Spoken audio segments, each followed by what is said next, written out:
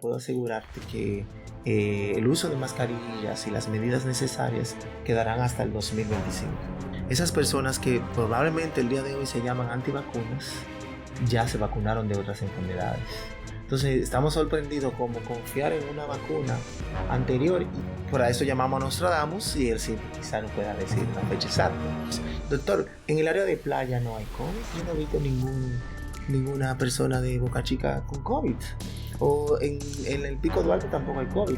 Pero eso no son razones ni lógicas ni científicas para estar en contra de un bien común como es la vacuna. Yo le estoy dando la mano para que la gente entienda que con un lavado de manos no hay que temer a tocar a otra persona tampoco. Aunque al principio que estábamos de lejito con unos guantes puestos para hacerte así. Saludos amigos, bienvenidos al primer episodio de este nuevo segmento, Medicina de la Calle. Un espacio para aclarar tus dudas sobre salud de la manera más llana posible. ¿Y qué mejor forma de iniciarlo? Hoy tenemos un súper invitado, el amigo y maestro Dr. Adrián Puello, médico epidemiólogo de la República Dominicana y de toda la región de Latinoamérica y el Caribe. Bienvenidos a Med en un Clic. Contenido científico a la vanguardia. Doctor, bienvenido, gracias por acompañarnos. Gracias por esta invitación a este programa y a estos medios. Yo siempre he visto al doctor Adrián Puello aquí y allá, mucha gente lo ve en televisión, lo oye en la radio, pero ¿quién es Adrián Puello? Bueno, una pregunta profunda, ¿no? Una pregunta interesante, y es que tú te referías anteriormente al amigo, al profesor, al médico, ¿no? Y claro, al hijo, al hermano. Todos tenemos estas dimensiones en cada una de las partes donde nos comportamos. Pero tu pregunta creo que es un poquito más interesante, ya que Adrián es una persona curiosa que vive activamente investigando, curioseando, leyendo. Me encanta el modelo de investigación y por eso decidí formarme en el área de la medicina y epidemiología, porque la curiosidad me define mucho como persona. Justamente me alegra tenerle aquí en este primer episodio porque como estudiante de medicina yo intento contribuir difundiendo información sobre salud, ¿verdad? Pero el día de hoy le quiero hacer algunas preguntas como médico especialista, como médico epidemiólogo, que se hacen las personas en el día a día y hoy serán contestadas por un profesional. Hemos escuchado mucho en esta situación actual, sobre todo sobre los epidemiólogos, pero yo no veo que le den tanto el crédito que merecen. Entonces, ¿podrías recordarnos qué hace un médico epidemiólogo? Qué interesante pregunta me haces, Luis. A ver, la especialidad en epidemiología es un conjunto de áreas que apoyan lo que es la investigación en medicina, que puede ser medicina clínica y medicina de intervención. Entonces, el médico epidemiólogo es una especialidad reciente. Vamos a decir que en la historia del desarrollo de la medicina, la epidemiología no era considerada una especialidad hasta hace menos de 100 años. Y esto todo empezó con los trabajos de un gran autor inglés. La cirugía, por ejemplo, que viene desde la historia, desde los barberos, que utilizaban navajas y cuchillas, o la medicina clínica, que ya comenzó con instrumentos de diagnóstico, sí vienen desde la antigüedad. La epidemiología utiliza métodos más innovadores, modernos, por así decirlo, que investigan la causalidad. Así que un médico epidemiólogo como especialista se dedica a la investigación de las causas desde un punto de vista poblacional y no desde un punto de vista individual. Por tanto, el médico clínico internista o cardiólogo tiene un objeto de estudio muy específico, un órgano o un aparato o un sistema. Un epidemiólogo como especialista se dedica a la investigación de las causas o problemas relacionados a la salud a nivel poblacional. Y esto hace que sea una especialidad compleja, ya que necesita el apoyo de otras áreas como la estadística, la biología, las ciencias sociales, para entender los problemas relacionados a la salud. Por eso la epidemiología no es tan conocida el día de hoy todavía en países desarrollados. De hecho, tengo entendido que no hay muchos epidemiólogos en República Dominicana. Así es, según estimaciones y los reportes, ¿no?, de los diferentes ministerios, como las escuelas de epidemiología son de cierto desarrollo, hay que formarse en otros países. Así que los países desarrollados ya cuentan con escuelas, facultades que se dedican a epidemiología. Dominicana no tiene todavía una residencia, un programa oficial tal cual de epidemiología, y por eso hay muy pocos en el país. No me cabe ninguna duda de que muchos médicos y jóvenes profesionales quieren ser epidemiólogos el día de hoy. Bien, de hecho es importante resaltar que los epidemiólogos trabajan la mayor parte del tiempo tras bambalinas, pero ellos son los que ayudan a crear las políticas de salud que en el día a día nos da, es lo que se refleja, ¿verdad? En los hospitales, en la atención primaria. Así es, así es. Es interesantísimo tu enfoque, porque yo pregunto también a mis colegas y a algunas personas, le digo, por ejemplo, ahora que estamos en vacunas COVID, ¿quién se pregunta y quién sabe cómo se llama el equipo desarrollador de la vacuna?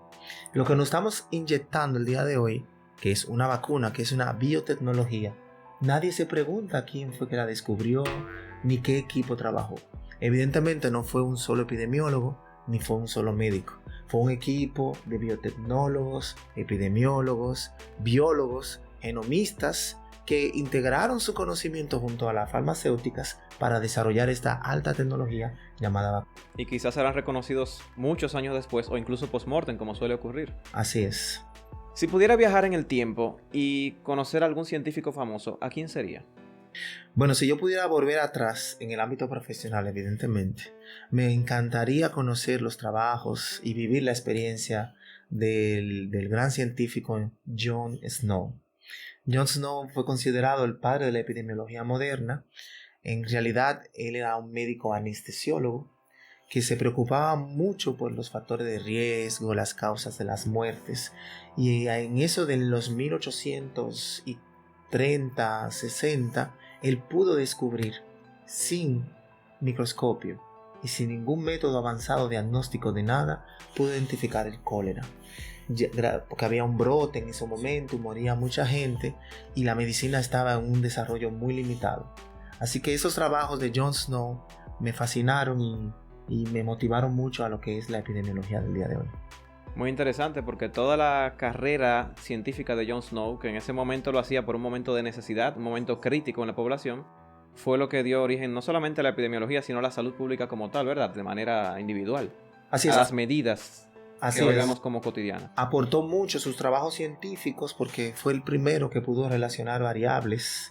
Antes estudiaba de manera individual el problema, el que pudo poner en un solo paquete el problema, por ejemplo, numérico, cantidad de muertes, pero también la distribución espacial del problema y también las consecuencias. Entonces, esas explicaciones permitieron tomar medidas de salud pública.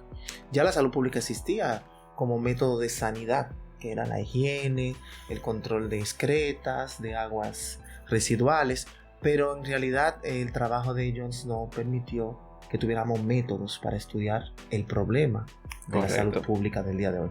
Muy bien, si usted lo tuviera enfrente ahora mismo, ¿le pediría algún consejo? ¿Le haría alguna pregunta? Bueno, yo creo que me haría una selfie con él, definitivamente. Me encantaría hacerme una selfie y evidentemente tendría la ropa de la época, de 1800, pero sería interesante conocerlo, definitivamente. Claro que sí. ¿Algún libro o película o cualquier otra obra influyó sobre su carrera profesional? Bueno, cuando yo era estudiante, en verdad, no tenía mucho tiempo, Luis, para leer otra cosa que no sea medicina, yo no veía mucha película en ese momento en mi vida. Pero en el desarrollo de la carrera y luego que me gradué y tuve oportunidades de ir creciendo en otras áreas, hay una película muy interesante que se llama Contagio. Creo que muchos la conocen, incluso está disponible en los canales de redes sociales. Sí, no vamos a dar la publicidad, pero esa película es muy buena porque refleja el trabajo, una parte de lo que hace un epidemiólogo en tiempos de crisis pandémicas, epidémicas, como la integración de un equipo de virólogos, biólogos, expertos en seguridad, incluso seguridad nacional. Por eso se asocia la epidemiología a un tema militar, porque es un tema de seguridad también del ser humano. Claro. Esa película integra esos enfoques y permite a una persona que quizá no es médico o que no conoce el área enterarse de una de las funciones del epidemiólogo, que es el estudio científico del problema para la toma de decisiones a gran escala. Muy interesante. De hecho, la pueden encontrar ahí debajo en la descripción del video.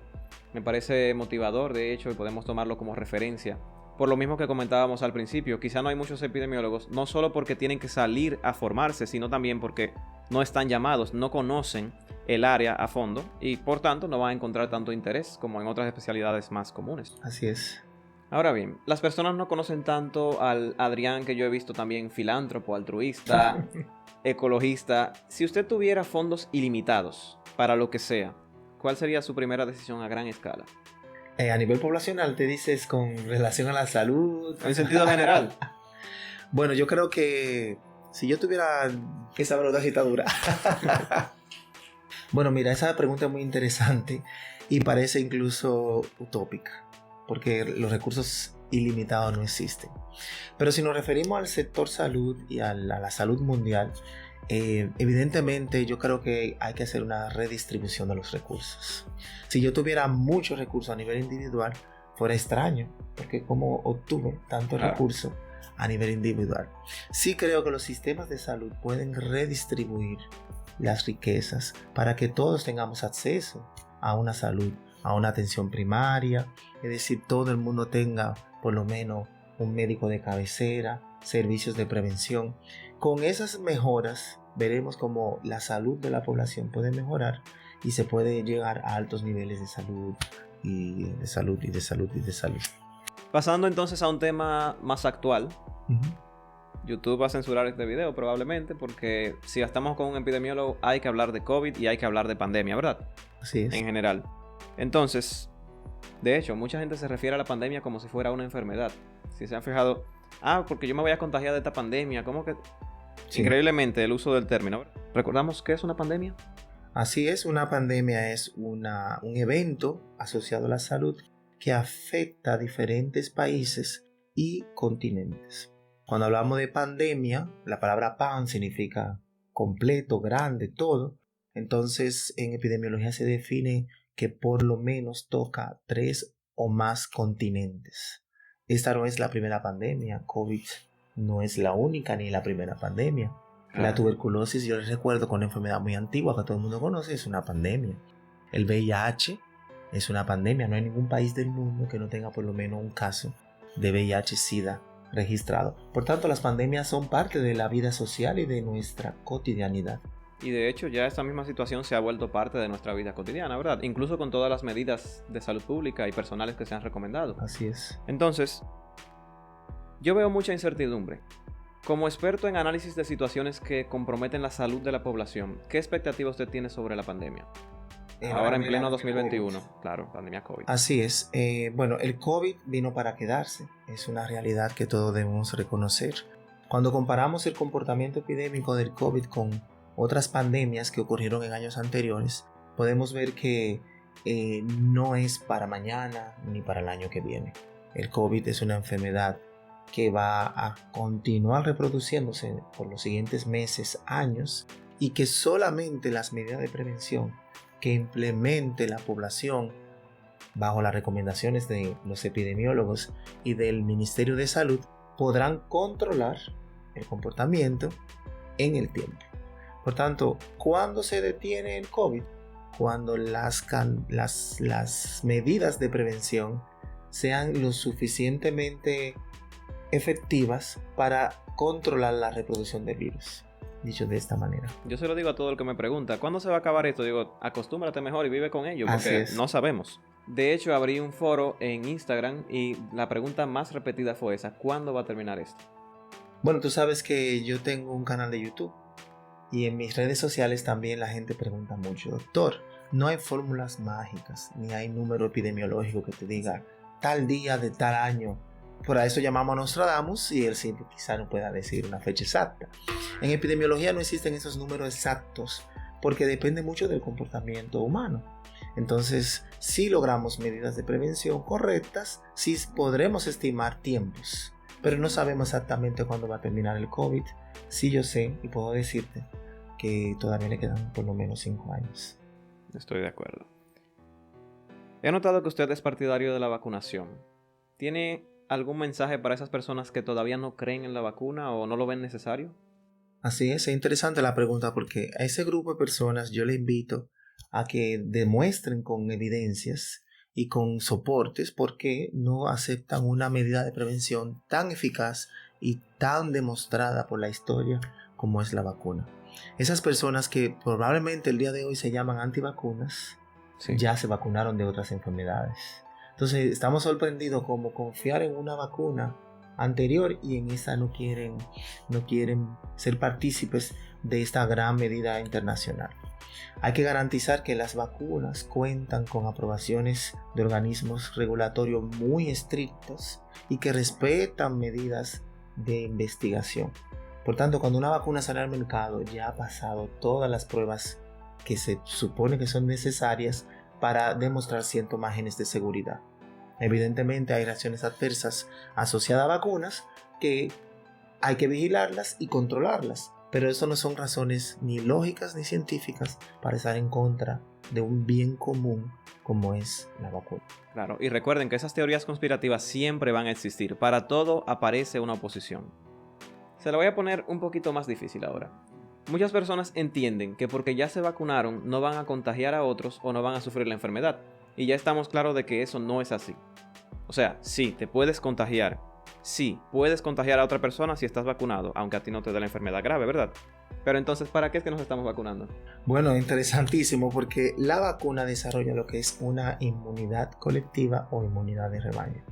Es decir, el bienestar asociado a la vacuna es a largo plazo y a nivel comunitario. Por tanto, el análisis de las personas que dicen ¿para qué vacunarme? Están pensando de manera muy individual. Nosotros necesitamos a nivel de salud pública que la mayor cantidad de seres humanos tengan por lo menos una memoria inmunológica asociada a esa enfermedad para disminuir la circulación del virus en los diferentes países. Así que ya no es individual aquí, el bienestar es el común. Y por eso es tan importante la vacunación de todos. Así es. Yo he visto algunas entrevistas que usted ha dejado entender su pensar sobre lo siguiente. Por ejemplo, medidas como el distanciamiento social en algunas situaciones, en lugares públicos, o el lavado de manos deberían hacerse una costumbre, no solamente por el COVID, ¿verdad? Se supone que la higiene personal no es algo que haya algo nuevo de ahora. Ahora bien, las mascarillas, ¿será que tenemos que acostumbrarnos a ella toda la vida también? Mira, por ejemplo, en países asiáticos donde los niveles de contaminación ambiental son muy altos, grandes ciudades en China que no tienen nada que ver con COVID, que tienen partículas tóxicas en el aire, ya han tomado como costumbre el uso de mascarillas quirúrgicas y mascarillas de alta... Y hemos visto eso muchos años antes. Y personas que se han acostumbrado a esto. Yo siento que el día de hoy nosotros ya como seres humanos, personas de que cohabitamos, debemos aprender que la salud comunitaria es importante. Dicho esto, las mascarillas son importantes y deben continuarse usando en espacios donde reconozcamos que hay un mayor nivel de riesgo. Me refiero, por ejemplo, en hospitales y sobre todo hospitales con personas inmunocomprometidas, el uso de mascarilla debería ser algo regular durante todo el año, con COVID o sin COVID. La higiene de mano, por ejemplo, que ahora recomienden colocar lavamanos en algunas entradas de algunos edificios, eso es una medida sanitaria histórica, desde Jon Snow hasta la fecha. Entonces, no es necesario esperar que llegue el COVID para hacer las inversiones, distribución de riquezas necesarias para garantizar una salud pública de mejor nivel. Y voy a citarle a usted mismo cuando decimos que la medida más importante para controlar eventos de salud a nivel poblacional es la prevención. Entonces, está claro, vamos a quedarnos mucho tiempo más con la mascarilla, pero si usted tuviera que hacer un estimado, ¿hasta cuándo aproximadamente? ¿O no tiene fin? Bueno, el COVID quizá no tenga fin, se va a mantener circulando por mucho tiempo, podremos controlarlo. Ya se considera endémico, ¿no? En algunos países sí. Entonces, donde la pandemia o epidemia local se ha podido controlar, ya es una enfermedad endémica. Pero sí podemos asegurarte, Luis, que las medidas de salud pública tomadas a nivel internacional, sabemos y podemos estimar el comportamiento de la enfermedad. La OMS tiene unos métodos ajustados para uno determinar esto, pero yo a nivel individual puedo asegurarte que el uso de mascarillas y las medidas necesarias quedarán hasta el 2025. Así que no celebremos victoria con la vacuna todavía tendremos que continuar usando mascarillas y acostumbrémonos a tener unas mejores medidas de prevención. Claro, no significa que no se vacunen porque todavía hay mascarillas. Significa vacúnate para que sea más rápido ese momento en que podamos quitárnoslas, ¿no? Así, de manera recurrente, porque la mascarilla siempre será necesaria en ciertos momentos. Correcto. A ver, doctor, también nos preguntan desde Instagram, de manera muy directa, ¿por qué en algunos lugares se dice que no hay COVID? Muy interesante. COVID hay en todas partes. Donde sea que haya un ser humano vulnerable, susceptible a la enfermedad, puede haber un caso de COVID. ¿Qué es lo que pasa? Que los mecanismos de vigilancia epidemiológica no son en tiempo real. Y por tanto, si yo no capto al momento específico el caso o la sospecha, no voy a poder tener un diagnóstico positivo. Así que, por ejemplo, yo también lo he escuchado y muchos me escriben a mis redes sociales: doctor, en el área de playa no hay COVID, yo no he visto ninguna persona de Boca Chica con COVID, o en el Pico Duarte tampoco hay COVID. Evidentemente la frecuencia es menor, quizá las manifestaciones son muy leves y las personas se recluyen y no salen a la luz pública estos casos, pero a esas personas le podemos decir que COVID es una pandemia y por tanto está en todos los lugares, en todos los espacios y circula de manera comunitaria. Y de hecho, por ejemplo, en República Dominicana, al inicio de la pandemia se decía no hay COVID, pero probablemente lo que no había eran pruebas para COVID, pero no se sabe a ciencia cierta cuándo inició. Así es. Incluso había una teoría, recuerdo, en China, de que inició en noviembre todo. Luego retrocedieron a septiembre, luego dijeron que no, que fue en agosto. Y no se sabe realmente porque si no hay una prueba para diagnosticarlo y se relaciona con muchas otras enfermedades por su sintomatología, así es, pues no hay COVID mientras tanto, ¿verdad? Lo que sí sabemos científicamente es que según los estudios genómicos conocemos la antigüedad del virus. Exacto. Y sobre todo de sus mutaciones. Por tanto sabemos que el virus no tiene más de 1 año, 2 años circulando en el mundo por la antigüedad de las características genéticas. Pero después de ahí no podemos asegurar cuándo exactamente comenzó a circular este virus. Y será una gran pregunta para el futuro. Claro. Y para los futuros epidemiólogos. Me pongo en su lugar ahora y me atrevo, con su permiso, a estimar que de hecho muchas personas se están contagiando y no saben que tienen COVID. Muchas veces creen que simplemente es un síndrome gripal, un resfriado, porque ya de hecho hay cierta adaptación, ¿no? Sí, así es. Así es. Y para finalizar, doctor Puello, una pregunta de mi parte un poco más personal. ¿Qué usted siente que hemos descuidado en este último año por prestar tanta atención al coronavirus? Bueno, mira, las medidas de salud pública, la salud no se detiene. Esa es una de mis frases a nivel profesional que he ido comunicando en estos últimos tiempos. La salud no se detiene, es decir, la vigilancia epidemiológica, el control de riesgo, no tiene que ver con COVID. Los sistemas de salud tienen que estar vigilantes todo el año y todo el tiempo, porque recuerden que la salud es un proceso dinámico. Así que, por ejemplo, enfermedades inmunoprevenibles como la difteria, el tétanos, la tuberculosis, los programas deben continuar funcionando. La salud cardiovascular, la obesidad, la diabetes, son factores de riesgo que están presentes y debemos continuar trabajando con ellos. Así que no perdamos el ritmo ni la emoción de una pandemia que vino a despertar en nosotros, en los seres humanos, este sistema de alerta, y mantengamos eso a largo plazo para mejorar la salud de las personas. Excelente. Así que no personal. Entonces, doctor, muchísimas gracias por acompañarnos y estrenar con nosotros este primer episodio de Medicina de Calle. Recuerda, vacúnate ahora que hay dosis disponibles y recuerda que la mascarilla todavía se necesita. Para ampliar estas informaciones, suscríbete a mi canal de YouTube. También puedes seguirme en Instagram y Twitter. Esto ha sido todo. Si te sirvió este video, no olvides ayudarnos con un me gusta. Y si aún no te has suscrito, hazlo aquí debajo y activa la campanita para que no te pierdas ninguno de nuestros videos. Gracias por formar parte de Med en un clic.